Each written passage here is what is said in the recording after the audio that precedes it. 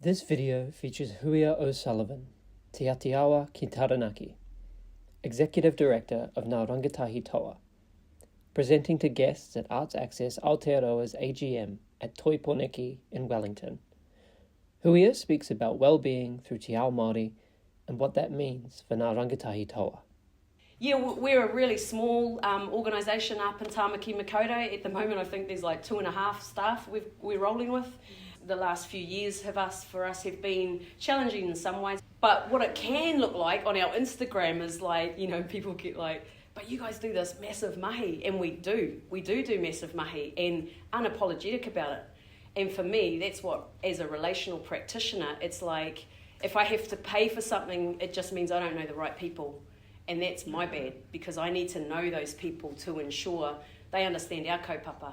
And I always think, there's that whakatauki about a kumara never says how sweet it is. Because if I'm doing my job right, the mahi will speak for itself. If I can look a koe in the eye and I can look after her moko, I've done good. I've done good that day. The young people we work with, these aren't the ones that are in performing arts classes. You'd be lucky if they actually turn up to school. But these are the ones that are committed, and they will turn up. They will not have been at school all year, but if they know I'm in the school and I've got a hui that day, they'll turn up just for that hui. And it's like understanding that really thin, fragile thread we hold with our babies to be able to do the mahi because they're connected by heart. They may not understand why they're there. And while we talk about creativity in the arts, and for me, I think all our young people should have the opportunity to high level and high quality arts. Hence a lot of the creatives we work with, and we're really blessed that we get to work along the likes of Shapeshifter and Kora and Lady Six and massive artists, but they're kaupapa, they understand what it means of how music saved their life. And literally we're out here doing what we do so our babies aren't harming themselves or others. That's it. My background is in mental health, so it is all about well-being. It is all about how we tell a strength-based narrative for our communities, and so that they tell their own stories. My role is to hustle, is to find the money and create and carve out and hold space for our babies so that we can just go, there you go, now go. This is us. Unfuck the world. This is our trademarked brand around how we disrupt space for our babies through creativity. So I just want to share with you guys a workshop that we done out at Arataki Visitor Centre in Te Tarangi. And we co-design all our stuff with our kids. So, for every year that I bring through a new cohort of rangatahi, I will ask them what do you want to do, or I'll kind of see where they're going, what's kind of coming out. And it's like, okay, let's do this. This 4 minutes long, and then I'll do some more talking. Close-ups of native bush. Hands were a small white disc on a string, and hands stroke leaves. Ka taia te kawa ko te kawa nui ko te kawa roa ko te kawa whakatikitiki ko te haumai no tikitiki o tarangi. Hei te pu ko te pū ko te weo ko te more ko te rito ko te take ko te pūkenga ko te wānanga o te taura ko te tauira. O te nei te awhinuku te awhirangi te ororo e matua e pūa i te take ue rangi. Tēnā ko hau ki runga ki te tupua, ki runga ki te tawhito, ki runga ki te kāhui o ngā reki, uhi wero, tauana mai te mauri, haumi e hui e tāiki. A tohunga holds a pūtōrino. Our kaupapa is about, it's a reconnection. So taonga pūoro, although it's Māori instruments and Māori music, it's actually a reconnection to papa tuanuku, it's a reconnection to our stories. And our kaupapa is not about the instruments themselves, but it's actually the whakapapa and the stories behind the instruments and that reconnection. Young adults in the bush learn to craft instruments and spin their porotiti, instructed by the tohunga. Kia ora tātou, ko ina ndele me tōku ingoa. I was one of two of us, and the other one was Ricky Bennett. We were part of the Taonga Pūoro Wānanga this weekend with Ngā Rangatahi Toa. In a classroom, taonga puoro are displayed on a table. That was our kaupapa for the workshop, was that reconnection with Papa Tunuku, telling the stories, but also using the instruments taonga puoro to enhance their mātauranga, their knowledge, and also to enhance kia whakapiki te Māori to uplift their life force. Ricky plays a nose flute. It takes a long time to learn how to play taonga puoro and understand taonga puoro. So we had to sort of make it a bit short and sharp, but focus on 2 particular instruments and the making of them too. So the kids learning, this is how you make them and this is how you use them or play them. Tauira, sand, saw and firewood. A girl blows through her porotiti. But more importantly, these are the stories behind them. That porotiti was used in a healing way to get your breathing right, to get the mare out of your chest. When you were pregnant, it helped with the heartbeat, to slow the heartbeat down. So, all these stories are probably, in my mind anyhow, more important than actually the playing of the instruments and the making of the instruments. And so porotiti and then the kōauau. And the kōauau has a long history, and we talked about Hine Rakatauri in the wānanga, which is the guardian of the taonga. And we also talked to them, and again, it's about those stories and bringing it back to Papatuanuku and to Tāne. And so we also went out and did a hikoi in the, along the track and had a look at some of the rākau and the trees and what they were used for. Not only in the taonga pūoro sense, but also in the healing sense. A boy wades ankle deep, his backdrop a waterfall. Going in deep into the bush is about grounding yourself and listening to those sounds. The air, the hau that rushes through the trees, and you can hear the swaying and you can hear the sounds. The trickle of the water as it rolls off the rocks, and how there's different sounds for different rocks. Another rangatahi ponders atop a rock. As we were walking too, we said, grab a leaf, and we try to play the leaf, karanga manu. So we try to, by using this leaf, call the birds. Riki and the rangatahi blow into folded leaves.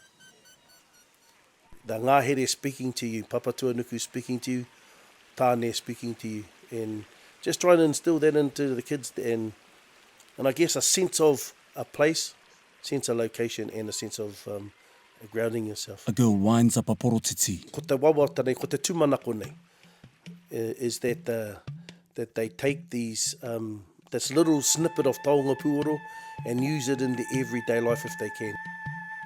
It's a step in the right direction and a step on their journey into the te ao Māori and learning about the history, the stories and the whakapapa of Aotearoa and Tāne and Tangaroa. The rangatahi pose for group photos, fade out on a shot of the bush. So that's kind of what we do. What came out of that wānanga was a couple of my boys quite recently lost the matriarchs in their whānau, so their mums, who were intrinsic to how they move in the world. They came to me and said, we want to write a waiata, and we actually done that in the weekend. So yeah, it was a waiata composition, and that they're not reo speakers at all, but they wanted to write it in te reo to acknowledge their mums that had passed, using the music and vibration and instruments to unlock and heal. And so coming off that and just holding this space, so I created an environment, so it was only men there, and everything we do is really intentional. I challenge a few creative youth organisations because I'm like, you're not the same as us. We're not like, we do what you do. Cool. So you pick your babies up at 7:30 in the morning and you have warm breakfast for them in the van. Do you do that? Do you make sure that they have healthy snacks and access to water during the day? Do you do that? Do you give them warm lunches and then you send them home with kai? Do you do that? Because that's what we do.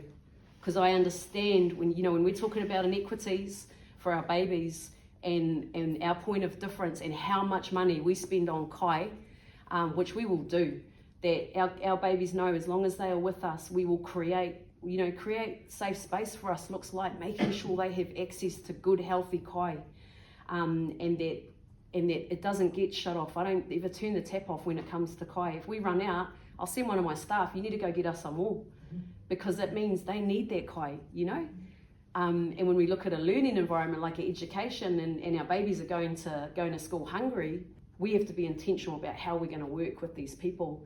So I get very, very, I'll gatekeep hard with other organisations to ensure if you're asking me for my babies, there better be a duty of care that you're going to uphold. Because I know all our babies that we work with are Māori and Pasifika. And that's not me going out to go, we only work with this. I understand the inequities of what it means of, Mangere College we work really closely with as well, Rutherford out west, that our kids are invisible.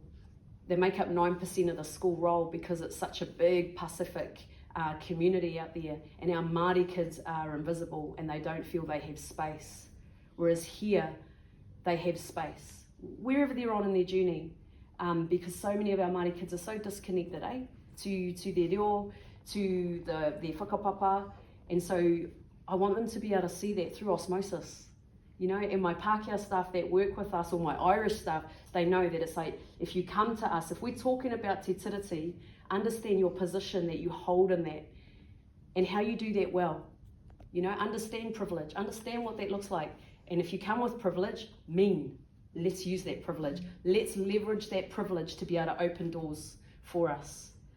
So all my staff, my volunteers, my contractors understand the position that they hold within te tiriti o Waitangi and what it means. Rangatiratanga is everything for us, and it's about the self-determination of our babies. The kaupapa is about the babies, and it's recentering that, and we talk about that, about how we reposition, because we had to go through a repositioning when I took over this organisation. We had a Māori name, but that was it. There was nothing we were doing reflected that name. We changed out our whole governance because it's what needed to be done to go, right, if we're going to keep our name as Ngā Rangatahi Toa, then we need to do this well. We don't have to do everything, but whatever we do, let's just do that well. So yeah, really blessed for our mahi and the babies and the amazing opportunities that we get.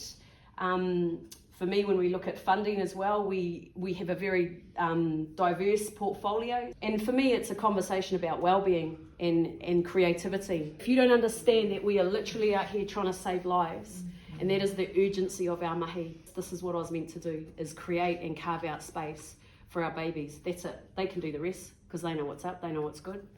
And having some really deliberate conversations with government, philanthropics, people that get it, kaupapa kids. If you get it, you get it. Man, let's go on that journey together. We're a creative organisation, but we're way bigger than that.